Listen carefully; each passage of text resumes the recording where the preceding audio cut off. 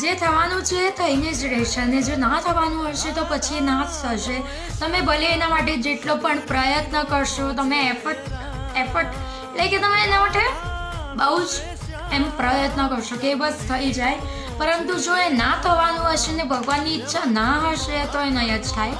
કારણ કે ઠાકર કરે સાચું, બાકી બધું ખોટું.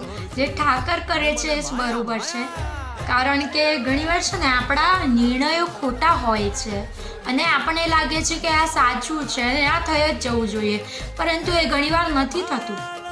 તો કદાચ પ્રભુની ઈચ્છા એવી હશે કે આના કરતાં કંઈક સારું થાય.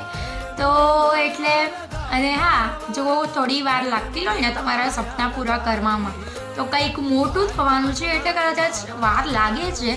તમે કર્યા કરો, ફળની ચિંતા ના કરો, ઉપરવાળું જોઈ લેશે ને યાર.